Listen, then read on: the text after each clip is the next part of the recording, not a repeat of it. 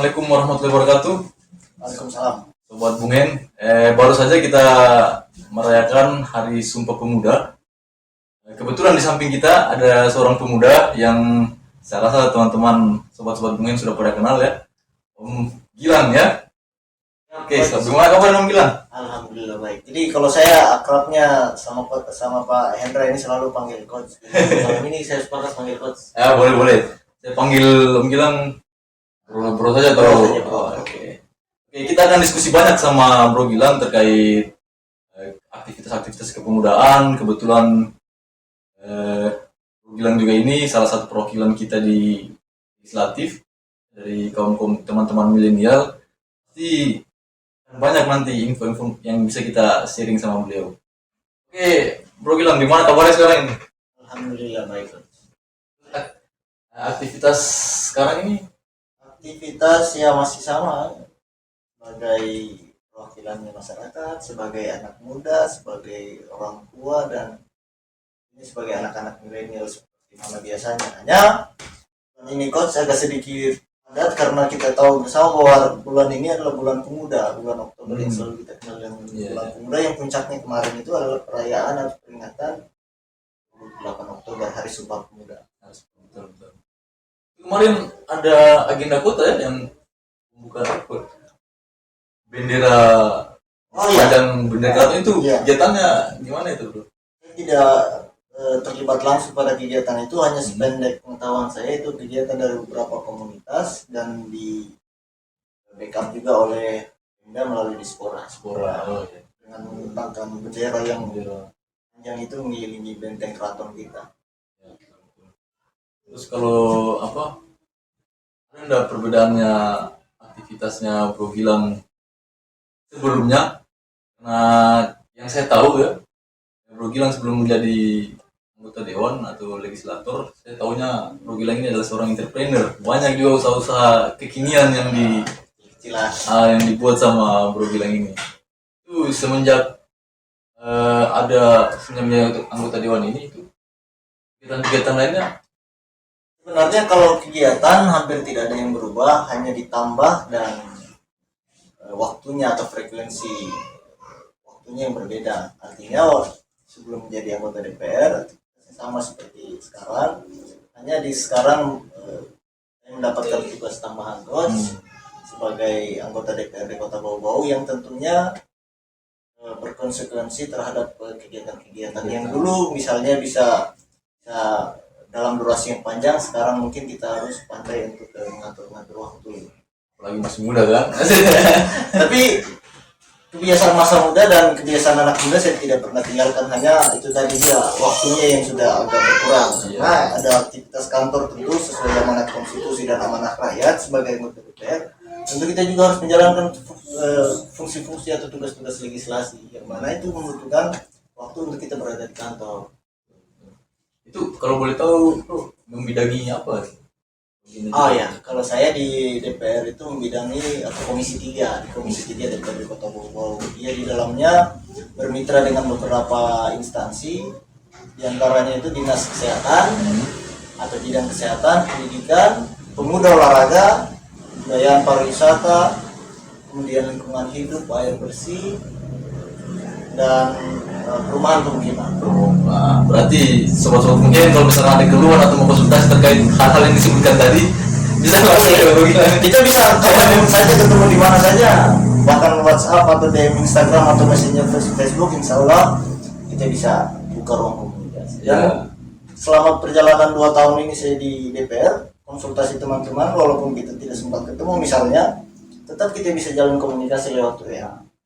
Sebenarnya itu juga ya yang dibutuhkan. Kalau saya pribadi sih perlu bilang ya, ada sedikit wajah dewan hari ini yang agak berubah lebih baik dibandingkan tahun-tahun sebelumnya. Kenapa? Itu karena saya lihat ada beberapa teman-teman muda yang duduk di situ. Jadi saya secara pribadi merasa terwakili di situ.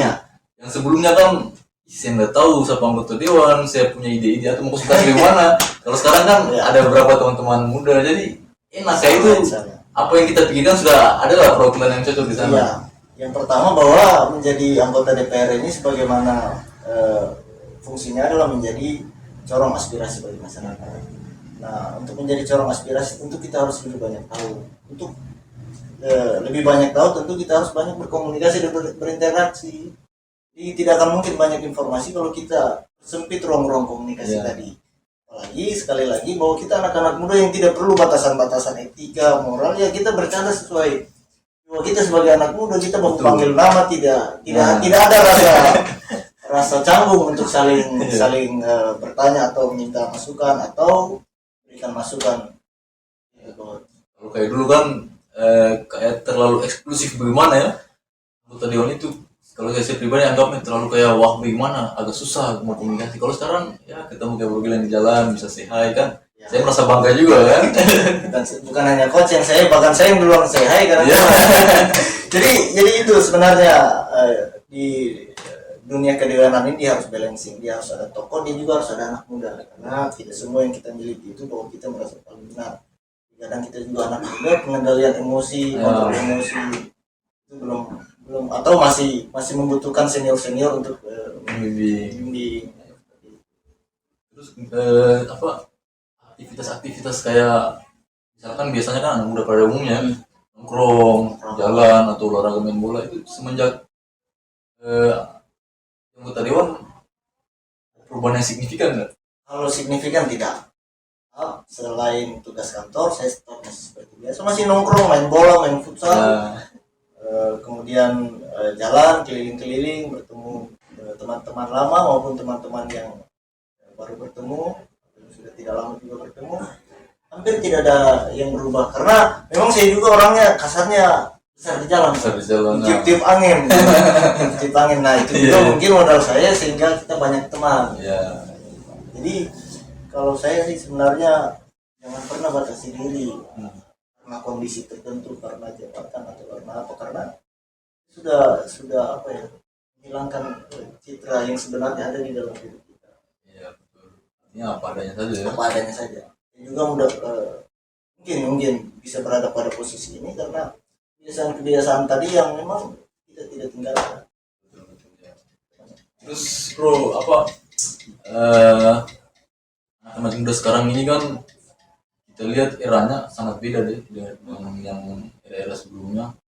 Di samping ya banyak hal baru kayak transisi termasuk medsos, terus transisi dari biasanya teman-teman bermusik sudah pada malas bermusik karena sudah akses musik sudah gampang.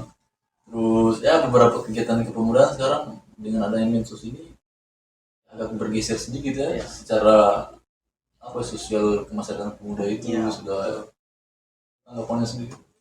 Saya selalu berbicara di mana-mana bahwa kita tidak bisa menutup diri atas kemajuan ilmu pengetahuan dan teknologi, termasuk adanya fitur-fitur baru yang mungkin saja membuat generasi kita jadi generasi rebahan, kayak Coach bilang tadi, sudah tidak peka dengan lingkungan sekitarnya. Pada akhirnya hubungan emosional dengan orang itu di generasi mungkin di generasi kita dan setelah kita sudah tidak terjalin lagi ikatan-ikatan itu. Nah makanya kita harus bijak dalam bermedsos, termasuk saya pribadi selalu menganggap itu sebagai tanggung jawab moral kita yang harus kita bangun secara bersama-sama, awareness, kesadaran teman-teman kita untuk bagaimana bisa membalancing kegiatan antara di dunia maya dan di dunia nyata. Betul. Tapi sekali lagi fitur itu memang sudah memudahkan kita, tapi kemudian kita harus bijak untuk menggunakannya. Jangan kemudian potensi kita pada akhirnya mati gara-gara kebahan, scroll TikTok, Instagram. Memang banyak sekali fitur-fitur yang membuat kita kadang-kala terhipnotis untuk tidak meninggalkan itu kan. Bisa kayak game. Jadi generasinya tunduk. Nah itu kita harus sama-sama sadar bahwa kita punya tanggung jawab moral untuk menyadarkan, membangun awareness terhadap adik-adik kita, saudara-saudara kita. Itu selalu saya sampaikan di berbagai macam forum. Nah, itu memang akan sangat berpengaruh ya terhadap mental adik-adik kita nanti ke depannya. Sangat berpengaruh. Hubungan sosialnya juga ke masyarakat lain. Pada akhirnya kalau saya menilai bahwa ketika kita sudah jauh dengan lingkungan kita, interaksi kita sudah tidak terjalin sebagaimana anak-anak. Waktu kita masih anak-anak dulu banyak permainan yang kita tidak bisa lakukan kalau hanya sendiri. Pada akhirnya sekarang ketika kita menjadi proses sebut individualis yang sempurna karena kita sudah tidak saling berinteraksi, kita semakin sensitif terhadap peristiwa-peristiwa di lingkungan sekitar lahir lapang itu. Kemudian terhadap psikis anak-anak Ya, biasanya juga terganggu pas belajar dan lain sebagainya. yang berbahaya itu kalau menurut saya juga sih bro, apa adik-adik kita yang bocah-bocah ini kan yang sudah Betul. yang masih kecil-kecil itu sudah dibiasakan main handphone sama orang tuanya. Saya pernah cerita juga sama teman yang membilang itu yang orang psikolog, katanya itu sebenarnya berbahaya, tapi karena orang tua malas, Ya. tidak mau repot juga sama anak, dia dikasih aja ini supaya tenang. Nah, oleh karena itu memang edukasi-edukasi seperti ini lewat ruang-ruang seperti ini, walaupun sifatnya hanya kita dalam ruang maya lewat podcastnya Coach Chandra, mudah-mudahan sedikit banyak bisa membantu paling tidak menyadarkan para orang tua yang masih seumuran seperti kita lewat teman-teman dekat. Kita memang harus tetap membudayakan perilaku-perilaku atau kebiasaan-kebiasaan kita dulu, main bola dan lain sebagainya, supaya juga ini merasa jadi seimbang antara kebiasaan-kebiasaan kita. Nah sekarang kalau kita tidak ini bisa terkikis oleh zaman. Terkikis, utamanya budaya-budaya kita, budaya gotong royong. Iya, sekarang sudah pesta sudah catering. Dulu kita pesta dapur terbuka, disitulah ruangnya kita berkumpul-kumpul sama teman, sepupu, saudara, lari-lari. Tetangga kalau ada acara kan rame kumpul. Sekarang sudah serba instan, nah, tinggal kita bagaimana menyikapi itu semua. Harus ada pola-pola baru sehingga atau yang membuat hubungan-hubungan kita itu tidak terlepas satu sama lain. Terus yang berdampak juga ya, apa anak-anak muda sekarang kayak bidang-bidang cabur-cabur ya, khususnya cabur prestasi itu saya lihat atletnya, minat adik-adik kita ini sudah mulai sedikit Ya.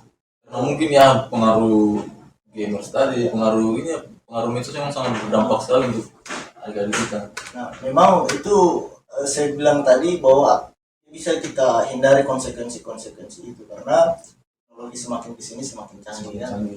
Dari kita bagaimana terus menelurkan kegiatan-kegiatan yang positif yang masih bisa kemudian dia diikuti oleh teman-teman sebagaimana masa kecil kita dulu. Ya, mental individual tadi bisa kita redam, ya budaya kita tidak terdegradasi. Ya, misalkan saya ingat ya di zaman-zaman dulu masih kecil, itu kalau ada festival musik, banyak sekali orang yang hobi kan, yang suka, artinya ingin menjadi musisi. Tapi di zaman-zaman sekarang ini saya lihat sudah minat-minat itu sudah berkurang. Jadi kalau saya lihat PR-nya coach, kenapa anak-anak cepat sekali adaptasi dengan perubahan-perubahan baru karena sudah tidak ada pertunjukan yang dilihat lagi. Iya. Kalau dulu kan kita bermusik, anak-anak muda atau kita memain bola, motivasinya bukan mau berprestasi dulu, mau keren dulu, mau naik panggung. Kalau saya pribadi seperti itu dan saya banyak cerita sama anak-anak band, anak-anak atlet juga. Memang kita mau tampil itu bukan mau berjuara dulu, mau keren dulu. Tampil saja dulu. Karena ada event pertunjukan yang kita lihat. Nah sekarang kenapa banyak yang disorientasi masa muda misalnya sudah lari ke ruang-ruang yang negatif? Karena dia sudah tidak lihat ada ruang positif. Nah tugas kita bersama adalah bagaimana kita bangun kembali ruang-ruang seperti itu. Dan saya yakin banyak yang rindu. Sebenarnya apa ya? Yang seperti Bro bilang tadi itu merupakan tanggung jawab kita bersama ya. Tanggung jawab bersama. Karena ya di samping pemerintah itu tidak bisa hanya pemerintah saja, memang menjadi tanggung jawab kita bersama semua. Nah, pemerintah itu sifatnya hanya stimulan, hanya fasilitator. Kemarin juga saya sangat senang ketika ada lomba permainan tradisional. Nah itu salah satu memang untuk penyadaran kita bahwa kita punya kekayaan bahkan sampai dunia game kita masih kan sudah hampir punah ya. Karena saya ingat masih kecil-kecil sering main-main permainan tradisional kayak kasih usi, main apa. Terus sekarang kemarin Wojo yang dipertandingkan di Kota Mara. Sempat dipertandingkan di Kota Mara di Paruganya itu. Kemarin ada hampir diikuti seluruh berarti kan oleh Dispora. Mudah-mudahan sekarang juga kita ada event yang diinisiasi oleh ketua Skot PSSI bersama Kerkon Warrior Dero. Sepak bola, nah itu saya lihat antusias masyarakat karena memang terbukti bahwa banyak yang masih rindu. Masyarakat sangat kan yang kalau kita tidak ciptakan atau atau kita tidak bangun kembali itu game-game atau permainan ya, seperti masa-masa kita dulu, ya maka jangan salahkan adik-adik kita juga Ya, akan betul. ikut arus terhadap kemajuan-kemajuan teknologi ini. Betul, bro. Terus apa kita kan tahun depannya menjadi tuan rumah Polpark nih. Itu gimana persiapannya kita sepengetahuan Bro Gilang ini? Ya, karena kebetulan di komisi yang membidangi olahraga adalah komisi 3, saya mungkin bisa memberi banyak informasi soal itu. Yang pertama bahwa baru keluar surat resmi dari provinsi menunjuk langsung Bau dan Buton menjadi tuan rumah Polpark. Yang selama ini kan baru pemberitahuan lisan. Baru utama lisan. Nah, Bau dan Buton menyongsong itu tentu melakukan persiapan-persiapan. Yang paling penting itu adalah kesiapan kita sebagai tuan rumah adalah ketersediaan venue yang memadai untuk dilakukan penyelenggaraan Polpark. Yang kedua, fasilitas-fasilitas pendidikan.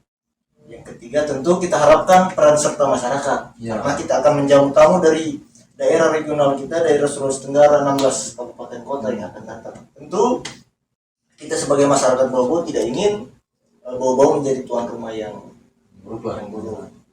Nah, makanya pemerintah Bau sendiri sudah mulai berbenah mengenai fasilitas olahraga seperti stadion, kemudian kolam renang yang akan nanti dibangun. Kemudian saya kan juga bukan sama seperti kita. Oh iya, bro apa? Kolam renang tadi kalau boleh tahu itu perkembangannya sama rencana kegiatannya di mana? Kalau informasi terakhir yang saya dapatkan dari Dispora bahwa kolam renang itu kita menunggu putusan dari pemerintah provinsi melalui dinas Cipta Karya, karena itu membutuhkan beban anggaran yang cukup berat.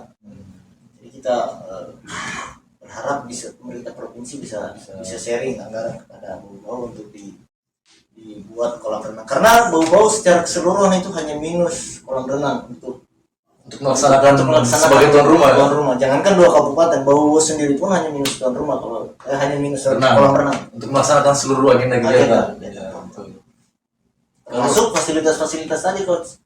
Sudah punya banyak fasilitas akomodasi perhotelan, Ya. jasa-jasa sektor jasa yang lain, mau rental mobil, mau makan, Fasilitas pendukungnya artinya sudah sangat lengkap untuk melaksanakan. Karena kita memang sudah secara infrastruktur kita sudah lengkap.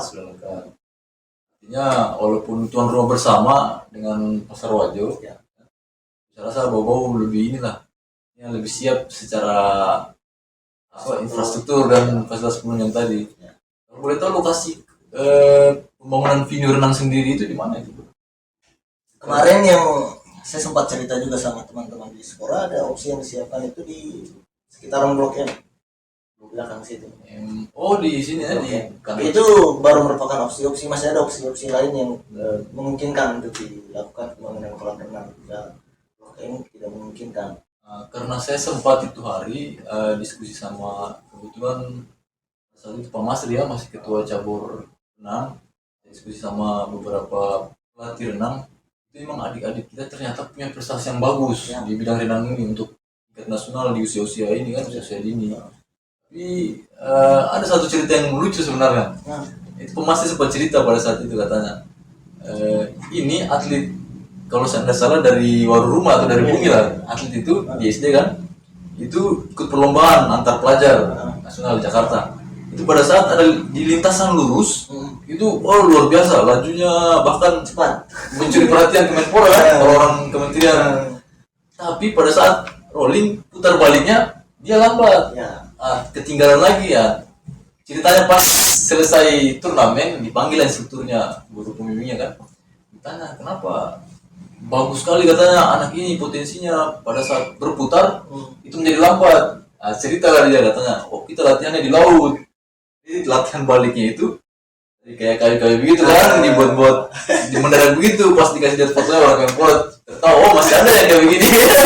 Iya, artinya itu punya potensi anak-anak muda hampir di seluruh lini yang memungkinkan untuk kita bisa berprestasi. Tinggal bagaimana pembinaan dan dukungan infrastruktur dari pemerintah, fasilitas, kemudian eventnya kita harus siap.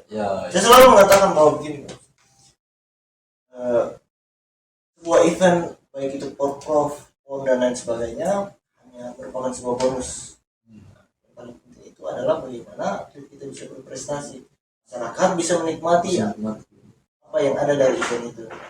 Karena yang kita kejar bukan hanya nilai kita sebagai tuan rumah bisa menyelenggarakan sebuah event keolahragaan, bagaimana ada efek domino, masyarakat bisa jualan dan laku jualannya, tadinya hanya Rp1 bisa menjadi Rp10 dalam sehari. Karena kalau misalkan masyarakat peka sebenarnya, ini kan atlet yang mau datang di kita ini, di bawah ini, pasti kalau uang sakunya satu orang 1 juta, yang datang ini kan ratusan bahkan ribuan atlet. Bayangkan dia tumpah uangnya di bawah. Secara ekonomi mereka bawa itu mau jajan di bawah, jadi tinggal masyarakat ini otomatis ekonomi masyarakat akan ikut. Tinggal sekali lagi kesiapan masyarakat kita sebagai tuan rumah yang baik. Ya, mudah-mudahan saya harapan juga sama masyarakat agar jangan anarkis, jangan dulu. Kita bantu pemerintah karena itu menyangkut nama baik kota kita. Betul. Kita jadi tuan rumah yang baik sebagaimana kita menjadi tuan rumah bahwa tamu itu adalah membawa rezeki. Memang di situ salah satu analogi yang ternyata memang manfaat untuk banyak orang. Masuk. Ya karena kalau kita berpikir kan satu orang ya itu tadi hitungannya kan. Ya satu orang uang saku 1 juta. 1 juta bawa belanja di bawah luar biasa itu kali ratusan orang. Ya. Dibeli oleh-oleh ya. Oleh. Tinggal ya bagaimana masyarakat kita menangkap peluang-peluang tersebut. Karena pemerintah semaksimal apapun bekerja, kalau tidak didukung oleh masyarakat, akan absurd juga. Ya. Terus ini juga bro, perkembangan terakhir kan sempat ada konflik-konflik antar pemuda. Itu kalau saya tidak salah termasuk salah satunya penyebabnya itu kurangnya kegiatan pilihan adik ini, terus miras juga salah satu penyebabnya itu. Tanggapannya perlu bilang sendiri. Iya, kalau kita masa anak-anak ke remaja itu kan pada saat kita memasuki fase pencarian jati diri, meniru apa yang kebanyakan kakak-kakak lakukan. Nah kalau sekarang sudah tidak ada ruang-ruang yang bisa menjadikan aktivitas anak muda kita positif, makanya dia akan lihat ada aktivitas negatif dan dia pasti akan ikuti itu karena hanya itu yang dia lihat. Nah salah satu upaya preventif mengurangi konflik di antar pemuda, maka perbanyak ruang-ruang positif sehingga libido positifnya itu bisa dia laksanakan di ruang-ruang yang tepat. Nah semangat anak muda ini besar, kalau tidak terkelola bisa jadi bumerang untuk daerah dan kita semua. Bisa jadi hal negatif. Ya betul. Kita perbanyak itu baik swasta lalu CSR. Sebenarnya ada tanggung jawab perusahaan, tanggung jawab sosial yang juga bisa melaksanakan event dalam rangka membantu pemerintah agar memajukan sumber daya manusia, membawa anak-anak kita berprestasi. Kemudian pemerintah juga sudah menyiapkan berbagai macam event. Jadi juga masyarakat, komunitas di bawah-bawah sudah banyak tumbuh. Tinggal bagaimana ini menghimpun sebuah kota agar supaya ruang negatif tadi tidak terbuka lagi, atau paling tidak kita bisa minimize. Terus berbicara terkait ruang-ruang tadi itu memang tidak bisa dilempar hanya sama masyarakat, itu sama pemerintah, itu tanggung jawab kita bersama. Terus tadi siapan venue-nya kita sudah sebagian lah, sudah ini ya. Kalau yang sepanjang Bro Gilang tahu terkait persiapan cabur-cabur sendiri ini, saya belum monitor secara langsung persiapan cabur karena itu langsung dimonitor oleh KONI ya. Namun paling penting sekarang adalah bagaimana organisasi di tubuh dan capeng-cap itu rapi dulu, nyaman dulu. Ya kedepannya pelaksanaan atau kita mau dinamika seperti apapun itu tetap stabil sehingga anak-anak kita tergiring ke wilayah-wilayah yang tidak seharusnya dipikirkan. Kita sepanjang ini cabur itu hanya kan bahwa rampungkan seluruh pengurusan buat manajemenmu sebaik mungkin, administrasi dan lain sebagainya, sehingga pada pelaksanaannya lagi kita tidak berpikir hal-hal yang tidak perlu. Kita tinggal fokus bagaimana pembinaan atlet, perekrutan atlet, dan selalu saya sampaikan bahwa kalau tahun lalu kita masih membiarkan atlet-atlet potensial kita pindah ke daerah lain, lalu ada beberapa atlet yang bukan dari wilayah kita atau dari bawah-bawah kita sewa masuk ke dalam, kita balik bahwa atlet yang keluar yang berprestasi maupun tidak berprestasi kasih panggung dia sebagai anak bau-bau yang mewakili nama bau-bau. Memang saya lihat juga kemarin kan Karena ini panggung kita sebenarnya, bukan panggungnya orang luar. Betul. Mau juara satu, mau juara umum, yang paling penting ini anak-anak bisa dapat panggung. Iya. Karena kemarin di Porprov terakhir itu sempat saya ini juga ada beberapa atlet, nggak usah saya sebutkan campurnya, tapi saya ketemu di sana ya adik-adik kita memakai, adik-adik yang ini yang stay domisili di Bogor bahkan masih sekolah pada saat itu pakai jaket-jaket dari kota-kota kabupaten sebelah. Dan saya garansikan coach, saya akan mengawal betul soal atlet-atlet kita, termasuk soal penyelenggaraan di seluruh Pemkab, karena itu bagian dari tanggung jawab yang melekat secara konstitusi melalui fungsi pengawasan saya.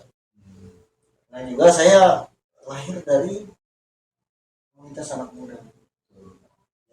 Memang saya juga ibarat kita masih satu pergaulan, satu selera. Jadi kita saling tahu apa kebutuhan, apa yang kurang. Betul, artinya tanpa perlu dijelaskan panjang lebar, bilang sudah paham lah apa ya. Makanya saya pastikan dan saya garansi bahwa saya akan mengawal betul soal pelaksanaan pokok, utamanya soal kontingen berbau di seluruh Pemkab. Supaya atlet kita bisa rasakan bahwa ada panggung besar yang disiapkan oleh pemerintah supaya kita bisa berekspresi dan bisa berprestasi. Karena lahirnya prestasi itu tidak lepas juga dari kerja keras dan kenyamanan atlet itu sendiri dalam berlatih. Ya. Apalagi ya kita sebagai tuan rumah haruslah, karena saya melihat 2-3 Porprov ke belakang itu ya sangat miris juga saya melihat. Tadinya kan kita ini sekarang sudah dikalah sama DO prestasinya, artinya pada saat melihat papan klasemen perolehan medali kadang sedih. Aduh, ini kita apa yang salah ini? Ya. Apa yang salah sama Bobo ini? Ada atlet orang bawah asli bermain di luar justru memperoleh banyak medali, sapu bersih bang. Kalau saya salah banyak gitu kayak di cabur beberapa cabur lah yang potensi medali tapi mainnya di tempat lain dan di sana emas. Berarti ada problem di dalam mereka bisa Salah satunya juga itu kalau saya nggak salah ya, saya pernah ngomong cerita sama salah satu atlet biliar ya, orang Bobo yang sebutkan namanya, itu salah satu motivasinya memang bonus, artinya mungkin bisa pungkiri, artinya apa, menjadi PR juga untuk pemerintah kita hari ini, bagaimana caranya supaya ya minimal setara lah, sama dengan minimal sama lah, jangan ada lagi yang karena bonus prestasi yang bagus mau cari uang di luar ya, karena memang kita juga secara struktur misalnya APBD kita lebih banyak juga daripada daerah-daerah. Tapi kok bonusnya kenapa kecil? Ya, jadi bukan kecil sih sedikit. Kalau memang motivasinya seorang atlet mau bertahan di bawah karena bonus dan uang saku misalnya, wajib dipenuhi. Paling tidak jangan kita di bawah daerah lain yang sebenarnya kita sama bahkan bawah di. Nah, saya pernah bercerita sama beberapa senior ya. Itu atlet-atlet kita di era tahun 80-90-an itu, atlet bawah ini sangat disegani. Kan ada event-event di luar yang dicari itu lalu atlet bawah mau dayungnya mau apa banyak nama coach Husni Uba, kemudian Prauna beberapa atlet dayung. Terus satu juga itu yang menurut saya agak sedikit menghilang ya daripada prestasi. Dulu kan kita punya beberapa atlet nasional di cabur dayung ya. Diskusi juga apa sih sebenarnya permasalahannya cabur dayung ini. Pertama itu dulu saya pernah ikuti di Dispora hari itu ya, kayak rapat dengar pendapat begitu kan. Ternyata keluhannya terkait fasilitas latihan sih sebenarnya.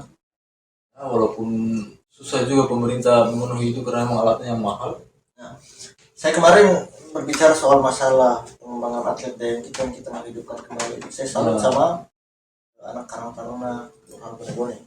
Pada saat Harwana Andala peringat ulang yang baru-baru ini kemarin saya hadiri dan posting di Facebook. Jadi mereka memang sudah sadar akan hal itu bahwa Bonebone terkenal akan prestasi dayungnya. Karena mereka wilayah pesisir Bonebone, Tarapu, Bombulang. Ada. Maka di rangkaian ulang tahun kota dan di rangkaian Harwana Andala itu mereka berinisiasi untuk membuat turnamen dayung.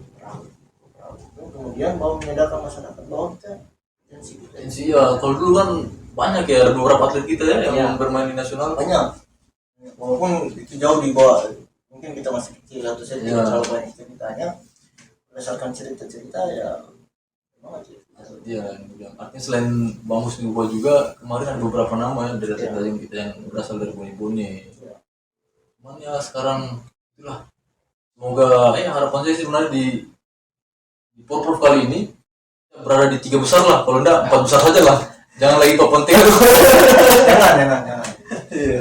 Nah, ini juga erat kaitannya dengan refleksi Sumpah Pemuda yang betul. kita rayakan atau peringati kemarin. Jadi memang pemuda itu harus kita kembangkan sebagaimana harapan pendahulu kita, utamanya pemuda kita yang sudah upaya bagaimana bangsa ini merdeka. Kita bisa bebas mengekspresikan, pemerintah bebas untuk memfasilitasi semua. Karena pemuda sudah membuktikan kiprahnya di sejarah bangsa ini. Dia sering kenal bahwa peristiwa sebab seluruh pemuda dari Sabang sampai Merauke melepaskan identitas, melepaskan warna, melepaskan warna kesukuan untuk kemudian bersatu, sebuah persatuan dan kesatuan itu pemuda. Dan Rengas Dengklok yang inisiasi bahwa Soekarno Hatta untuk mengangkat di suatu tempat. Nah, pemuda ini ya merupakan aset bangsa ya. Aset bangsa. Dan ya kalau kita dari sini merupakan aset daerah. Cuman pertanyaannya sekarang, teman-teman muda kita ini harus kita pacu kembali agar berprestasi. Tugasnya pemerintah nanti lewat program yang siapkan ruang-ruang ya, semoga hal-hal di kepemudaan yang menurut saya meredup ya beberapa hari terakhir ini. Kami atau saya dan beberapa teman-teman yang lain juga yang masih muda selalu berkomitmen akan terus membuka ruang-ruang komunikasi dengan pemerintah daerah. Tapi alhamdulillah juga sepanjang kita 2 tahun di DPR ini, pemerintah juga akomodatif terhadap usulan-usulan yang ditelurkan oleh anak-anak muda yang ada di Dewan. Seperti yang saya bilang di awal tadi kan, sebelumnya kita agak susah ada ide-ide atau ada keluhan sedikit terkait kepemudaan, susah. Sekarang ada panggilan sama beberapa teman-teman muda ya. Iya, Coach. Kalau daerah kita mau maju, pemudanya harus kita pantaskan mereka berada pada posisi yang bisa ternilai. Karena setelah orang-orang tua atau generasi ini pasti anak-anak muda ini. Bayangkan kalau mereka tidak pantaskan diri dan kemudian kita tidak punya tanggung jawab untuk memantaskan mereka. Kesempatan-kesempatan itu tentu akan terbuang begitu saja. Kalau kita bicara ini bro, artinya sedikit lebih pribadi ke Bro Gilang. Ini dengar istri mau melahirkan bro ya? Ya insya Allah Coach. Ya semoga insya Allah panjang umur. Doakan bersama semoga lancar-lancar ya. Amin. Itu kalau secara pribadi sendiri bro, semenjak ya jadi anggota dewan otomatis kan quality time sama keluarga berkurang. Ya itu jauh berkurang. Nah, itu sedikit diceritakan sedikit teman-teman. Memang sejatinya bahwa saya ini sekarang sudah miliknya orang banyak. Ya otomatis kepentingan pribadi itu ya kita sedikit kesampingkan. Tapi alhamdulillahnya saya selalu berdiskusi dan bahkan sebelum menikah sama istri bahwa saya passion di sini. Saya mau jadi masyarakat di ruang-ruang politik atau salah satu konsekuensinya itu adalah waktu yang tidak sama dengan orang-orang lain yang bisa selalu sama-sama untuk keluarga. Karena ketika kita masuk di ruang ini maka kita sudah siap akan segala konsekuensi termasuk bersama keluarga. Keluarga istri tetap support. Istri, orang tua, mertua, alhamdulillah orang-orang terdekat selalu support. Karena tidak mungkin juga kita bisa melangkah lebih jauh kalau tanpa support dan ridho mereka. Iya.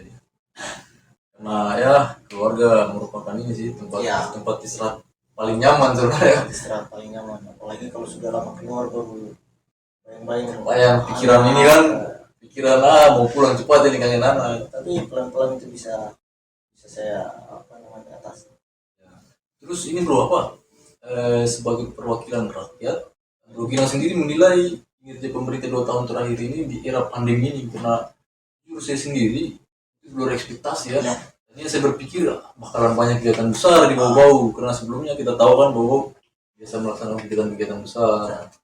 Sejak pandemi itu perkembangan untuk mengukur keberhasilan pemerintah itu ada banyak variabel. Tapi yang pasti bahwa masa pandemi tidak ada daerah yang bisa bisa melompat lebih jauh. Bahkan untuk bertahan pada kondisi stabil saja susah. Iya. Apalagi kita hanya kota Bogor, dan ini bukan salah siapa-siapa karena pandemi ini tidak ada yang mau, tidak ada yang atasi dulu. Tidak bisa ditolak. Tidak bisa ditolak. Kita hanya berpikir bagaimana kalau kita main bola strategi defense saja. Defense saja belum bisa kita menyerang. Betul. Itu kan yang paling berefek juga. Iya. Termasuk saya juga merasakan ada beberapa teman-teman juga yang wirausaha muda yang baru memulai, yang buat usaha kecil, yang kan banyak startup baru yang tumbuh. Tapi pas pandemi, aduh, kasihan juga, termasuk saya juga. Tapi mau diapa, kita harus bertahan saja. Jadi saya sampaikan juga waktu di diskusi di Project Kapolres di Mijas Askom Tiblan bahwa sebuah jurnal mengatakan masa pandemi ini kesehatan mental anak-anak di dunia tidak terkecuali Indonesia dan pasti mengalami namanya penurunan kesehatan mental. Iya. Orang yang sekarang bilang juga memang betul kena mental Ya. ya pandemi. Iya. Karena memang kalau saya tarik atau analisis secara pribadi bahwa bayangkan anak-anak kita yang sementara masuk di dunia pendidikan misalnya, sebentar lagi ya banyak harapan bisa dapat kerja, bisa menikah, bisa punya rumah, bisa punya kendaraan. Dia sudah tata hidupnya, apalagi anak-anak memang kasihan yang sudah tidak punya standar hidup yang sama seperti kebanyakan orang. Jadi dia kebingungan dan pasti shocknya itu membuat mereka frustasi. Dan untuk mengatasi itu belum ada profesornya untuk mengobati semua kecuali tahanan mental kita. Makanya yang paling penting kita harus lakukan sekarang, kompetisi itu kita kurangi, kemudian pola-pola kolaborasi kita harus tingkatkan, kita harus bisa bangkit secara bersama-sama terus untuk pandemi Ya, termasuk ya itu tadi teman-teman muda yang baru merintis usahanya banyak kena badai, kena mental semua. Terus ini lagi bergerak apa sama promo 1 ya. Punya Malvin. Untuk teman-teman sobat Bung Hen juga yang biasa mungkin beli celana jeans. Ini Alvin. Endorse Malvin. ini tidak di saya kalau kemarin jahit di punya Alvin Om Jeans di Lamang ini. Betul. Kebetulan di situ menyediakan banyak kain jeans, jaket. Ya. Kebetulan Malvin teman, jadi kita harus promosi kali ini. Nah, ini yang membuat salah satu bentuk kolaborasi kita dan perhatian kita sebenarnya dengan komunitas. Jadi selalu saya sampaikan bahwa tahankan prinsip local pride, kebanggaan atas produk-produk lokal kita. Masih ada di Kota Bogor, produk kita yang dilakoni oleh teman-teman kita, saudara-saudara kita, maka support mereka. Cara kalau ada rezeki beli. Kualitas hampir sama kok. Saya juga pernah jahit celana di sana. Itu memang saya bisa menjahit sesuai dengan biasanya kan saya beli di mall, toko, terus permak lagi kecil kasih botol. Kalau di sana ya kita dibuatkan sesuai ukuran. Teman-teman mau jalan-jalan langsung aja OTW ke depan 2 meter. Saya hampir semua celana sudah di sana. Termasuk saya sekarang kalau mau celana larinya di sana. Karena ukuran badan saya kan apa orang bilang mini. Ini. Nah, untuk mendapatkan celana yang fit di badan, untuk dapat di toko-toko modern itu hampir tidak dapat. Susah. Selalu permak pasti jahitan sudah hancur. Tapi kalau di Alvin sudah fit. Ya. Masuk salah satunya Bro Alvin ini ya. Ada beberapa lagi teman-teman ini yang saya cerita tadi yang kena badai kena badai masa pandemi ini. Kadang-kadang dengar cerita curhatnya teman-teman itu sedih. Betul. Paling dekat ini perhatikan kebetulan dekat rumah teman-teman ini di Creative Space. Kan lokasinya itu sangat recommended menurut saya, artinya lokasi yang bagus lah, desain modern. Tapi pas saya lihat berapa kali saya lewat di situ mereka lagi renov. Kalau saya nggak salah baru seminggu buka kena pandemi. Sampai sekarang tidak pernah. Itu salah satu yang menyedihkan kita semua. Iya. Kita berdoa mudah-mudahan dengan seiring menurunnya angka kasus COVID, ruang-ruang itu mulai terbuka, masuk aktivitas masyarakat, selalu bisa kembali normal. Tergantung dari kita, sesuai anjuran pemerintah, vaksinasi dan menaati protokol kesehatan. Iya. Karena itu untuk kebaikan kita bersama. Artinya kalau kita mau bangkit kembali itu tidak bisa hanya pemerintah atau hanya sekelompok masyarakat, itu memang harus kita bersama-sama semua. Terus kalau dari anu sendiri bro, evaluasi pemerintah sendiri terkait penanganan pandemi ini, itu menurut Bro Gilang sendiri sebagai perwakilan itu mengawasinya sudah lumayan bagus ya? Menurut saya karena kita daerah kecil, pengawasannya tidak sekompleks kota-kota besar. Artinya dengan segala potensi yang kita miliki, toh hari ini dibuktikan dengan angka kasus yang sudah tinggal yang kita kejar ini angka vaksinasi saja. Iya. Angka vaksinasi saja, dan ingat bahwa kriteria kita level 3 atau 4 itu atau bisa turun ke level 2 dan level 1 itu bukan hanya variabelnya, bukan hanya kasus, tapi jumlah Vaksinasi juga ya. Nah, kalau kita sudah berada di level yang rendah, insya Allah syarat-syarat perjalanan itu dikurangi. Betul, karena teman-teman juga yang biasa beraktivitas di luar kota ya, yang sering traveling apa semua atau yang berbisnis, itu rata-rata agak susah sekarang beraktivitas selama pandemi. Tapi berarti kan terakhir pemerintah sudah mulai membuka ruang-ruang ini kan? Ya, terbukti dengan dengan angka kasus yang sudah hampir tidak ada kalau saya tidak salah. Dan kemudian gerakan vaksinasi yang begitu bahan hampir di seluruh wilayah sudut kota, baik itu dari puskesmas, dari TNI, Polri, dari komunitas-komunitas LSM, Ormas, semua melaksanakan itu. Iya, artinya kita patut beri apresiasi juga untuk tenaga medis kita ya. Ya, semua pahlawan-pahlawan di 2 tahun terakhir ini, dan mudah-mudahan mereka yang bisa mengantarkan kita kembali. Iya, karena saya sempat ada salah satu teman juga, kalau kita lihat kayak biasa saja sih, tapi kalau kita dekati, kita kenal lebih dalam, kasihan keluarganya ditinggalkan, Ya, pergi pikir di sana sampai kasihan dan sekali. kalau pulang belum langsung boleh pulang di rumah. pulang ke rumah. Bayangkan bagaimana perjuangannya mereka. Ya, semoga badai cepat berlalu lah. Terus Bro Gilang sendiri di ujung diskusi kita, apa kira-kira harapan-harapan dan program-program untuk muda kita ke depannya ini? Ya, Artinya serangan balik pasca pandemi ini yang disiapkan. Ya, tetap itu saya prinsip local pride yang harus kita Betul. Kemudian prinsip kolaborasi. Ya, bisa mampu bangkit bersama-sama. Secara individu bahwa kita harus memataskan sekali lagi sumber daya kita, sehingga tiba waktunya kesempatan-kesempatan itu bisa kita rebut. Lebih jauh lagi komunitas-komunitas, besar lagi kelompok-kelompok yang saling membesarkan. Karena ketika seluruh kekuatan sudah terhimpun, maka daerah itu bisa kuat. Dan kebanyakan yang mampu beradaptasi dengan cepat dan adaptif terhadap segala macam situasi, apalagi ini di era digitalisasi, kita anak-anak muda. Maka harus sadari itu, semangat itu, dan harapan kita bahwa kakak juga yang lain, saudara-saudara kita yang lain yang punya kesadaran tadi, menelurkan dan berbagi bentuk-bentuk kesadaran kepada teman-teman yang lain, agar kita bisa maju bersama-sama, bisa bersama-sama dan tangguh. Betul, artinya ya harapan kita juga bersama-sama semua pemuda ya. Ya, Mari kita, artinya dengan momentum Hari Sumpah Pemuda ini, mari bersama-sama kembali berkreasi. Ada sedikit ide, itu jangan tanggung-tanggung, berani eksekusi. Artinya mulai aja dulu. mulai saja dulu, urusan barangan. Kalau gagal belajar lagi, mulai lagi. Tidak ada yang langsung berhasil orang. Ya betul. Saya juga masuk ke dunia sini, mulai saja dulu. Betul. Mulai saja dulu. Intinya mulai saja dulu. Mulai saja dulu. Kalau- Dan yang di bidang-bidang lain pun mulai. Ya artinya kalau passion kita sudah di situ, 1-2 kali gagal apa? Mulai lagi, bangkit lagi, mulai lagi. Kita masih muda, masih punya banyak kesempatan dan kesempatan. So, kita Ya, umur panjang, sehat-sehat.